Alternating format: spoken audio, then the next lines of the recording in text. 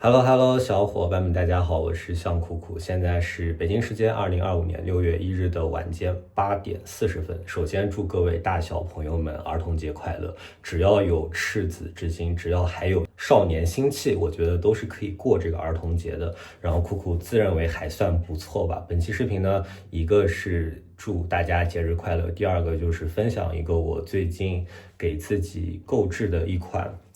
儿童节礼物，这个安克的，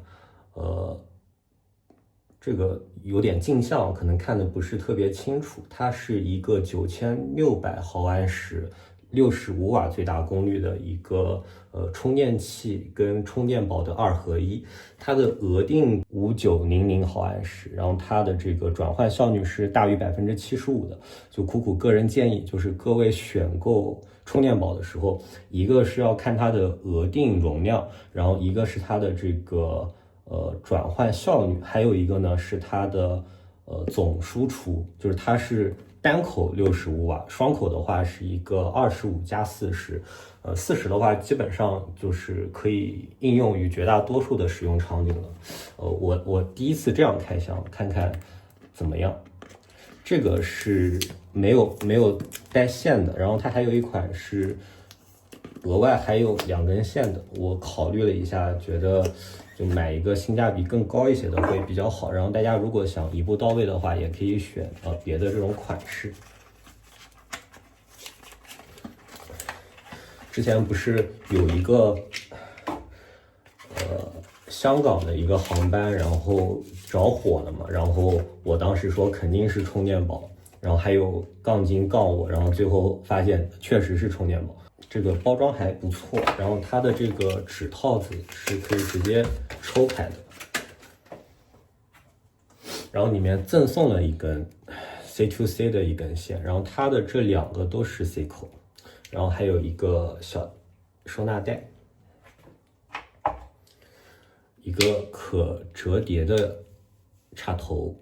然后带了一个这个小袋子 C1 和 C2，单孔使用的话都是65瓦最大，然后我们正常用的话其实也用不到那么大，但是它就是可以有，对吧？但不能说就是没有，用不用是我们自己的事情。它的这个补贴挺多的，大家有兴趣的话可以看一看，各种这种数码好物都是可以去做一个参考的。然后它是有一个1.3英寸的一个小屏幕，我来开机给大家看一下它，然后它会显示温度。可能没电了，我一会儿去充个电，然后再试一试。就是它充电就很简单，直接这样充就行了。然后平时的话也可以直接当一个插座，就是你插了那个双向，然后这边就直接接线。我个人还是挺喜爱的，然后我马上去接个电感受一下。这边是我卧室的床头柜，比较乱啊，但是也无所谓了，主打的就是一个真实。然后它这是专门设计过的，就是你对着墙，然后垂直的放，它也是做了一个小巧思的设计。然后它充电的时候是会有显示的，要按一下，就是这边有个按钮，也是它的开关，然后它会显示%多少，然后还要3小时40分钟可以充满，这就是一个完全亏空的情况下，它充满的时间是可以给到非常精确的。OK， 我现在就放在那边充电了，然后上面会直接给我们%多少的电量，精确到了小数点的后2位百分号的。然后它有一个预计的时间是3小时，刚看是3小时42分钟，就是它充满电的一个状态。然后你在充电的同时是可以直接接线，当做一个转换头，当做一个插头来使用的。我个人觉得是非常不错的。然后说到刚才我之前说的那个天上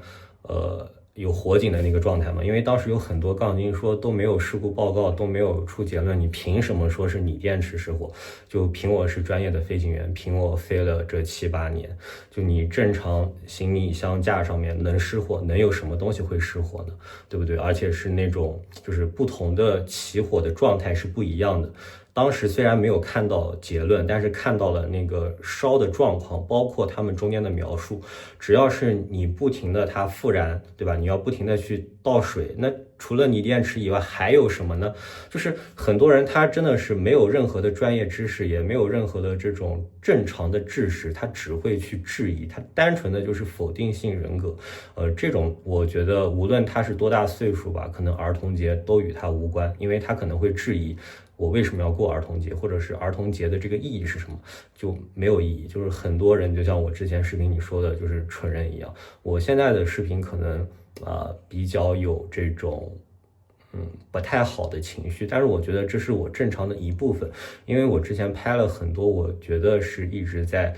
压抑我自己的视频，反而现在我越往后越想去放飞自我，然后最近也拍了一些弹吉他的嘛，但是没有发在小破站，然后也是有很多人取关，我觉得取关就取关呗，就也没啥，就包括我这个视频，如果他不接受这个儿童节的祝福，不接受我的一些观点，那我觉得那就确实没有必要，大家在保持这样的一种关系，因为我最近也是又有一些新的遭遇，然后确实对于这个人生的看法又发生了很多的变化。